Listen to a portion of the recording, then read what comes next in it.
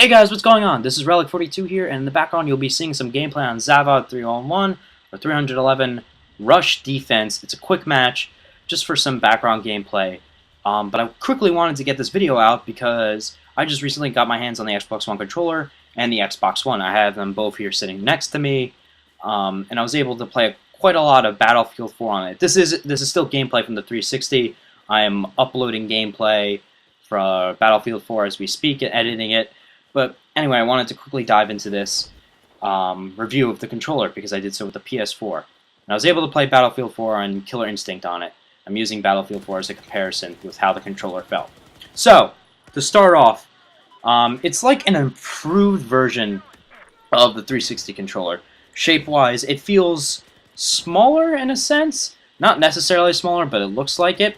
Your hand placement on the controller is regularly the same as it was on the 360. They removed the backpack for the battery container and replaced it so that it's internally inside the controller. So aesthetically, it looks nice, and your fingers just mostly wrap around the bottom protruding ends of the controller.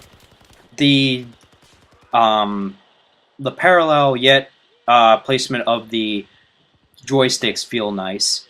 The joysticks itself, they have like a internal rim like the PS4 does. However, it's grooved, so it feels like your thumbs are staying more in there. And the joysticks do feel a bit elevated. However, it's nice and there's more rotation.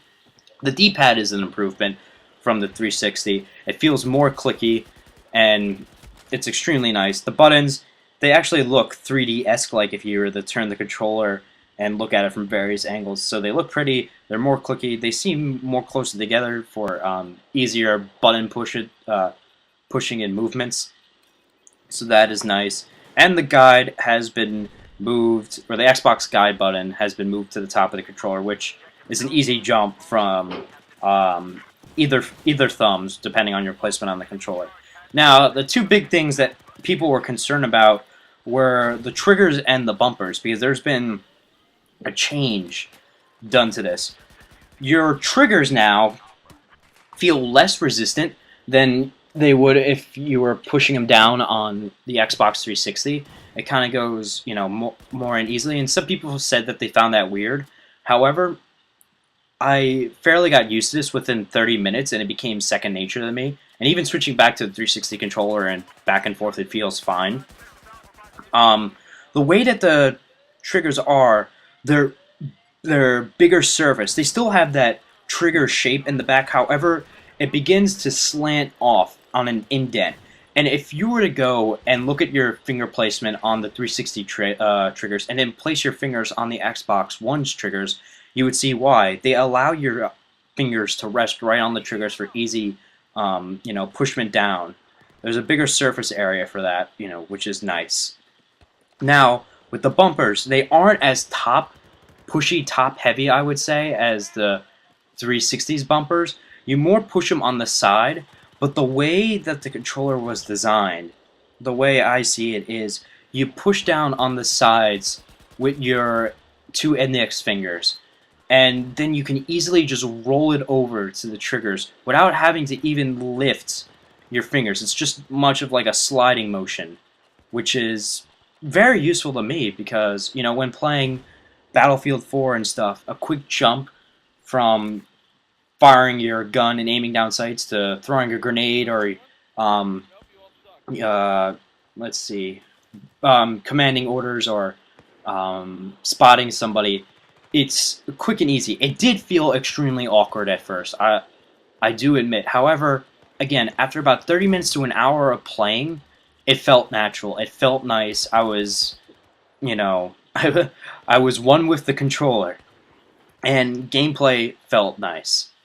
In terms of the joysticks and aiming, I mentioned in my PS4 controller review that with Battlefield and the first-person shooter, that there was an awkward aim where there was a random jolt or random sliding of sensitivity, which was extremely weird. There was none of this on the Xbox One controller. As soon as I jumped in with it, it was smooth aiming, smooth sailing. It was fantastic and wonderful. I actually felt relieved because now there's a system out there where or that the Xbox One's controller, when using it in Battlefield 4, isn't doesn't have the clunky aiming like it does in the PS4 controller. And I asked some people, and there were some feedback. Some people said that they had no problems with it. Some people said that they did notice the problem right away, and they've kind of adjusted to it after playing it a lot. I still play rounds of Battlefield 4 on my RA's PS4, and me and him still continue to experience the problem, and we don't know what's the sensitivity to set it at. So this way, we have smooth aiming. He is relatively new, so his aiming is kind of erratic and all over the place. I'm trying to get used to it, but it's still really awkward, even after playing it. However long since it released, November 15th. Anyway, the Xbox One controller, I'd say it's an overall improvement. Some people had their doubts and quarrels with the way that it would feel. I have words from my friends who have played some Xbox One exclusives like Rise and Dead Rising 3, that it just feels absolutely wonderful. And I can confirm with Battlefield 3 that it feels absolutely wonderful. And I do admit that the placement of the bumpers is weird to get used to, because if you're used to pushing down with the center of your index finger, you're going to have to get used to pushing with the sides of your index finger, if that makes any sense. If you were to place if you had the controller in front of you and you're able to place it on the triggers and then just slide it back to the bumpers, you'd see where you'd have to place it. And then you can make that adjustment. It's an easy adjustment. It's nothing that is hard to get used to, in my opinion, because I just did it in 30 minutes of gameplay, and I now am, with Battlefield, at least I'm wrecking. I'm going positive in every game, 50 plus kills and 10 and below in terms of deaths, which is amazing in my opinion. Compared to others, they're probably like, oh man, you suck. But one thing that I would say is my friend, there were two opinions on this. One of my friends who had big hands put his hands on the controller and he said that it felt awkward for him because his hands were big. And then my RA, who had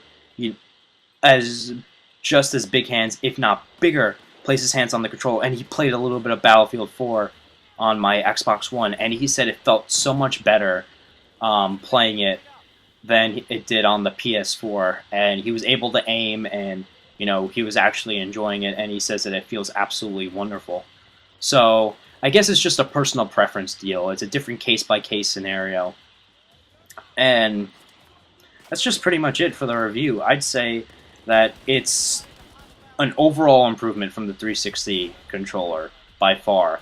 People had their quarrels with it. I say that you really have to just sit down with it for about an hour playing, and then you'll realize that it is a wonderful controller. I love it.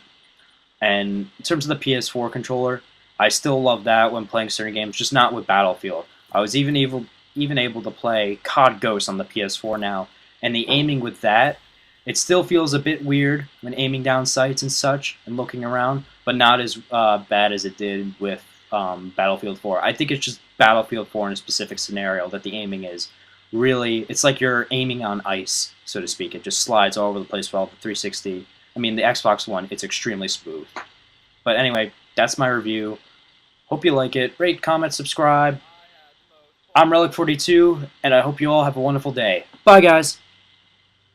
As usual.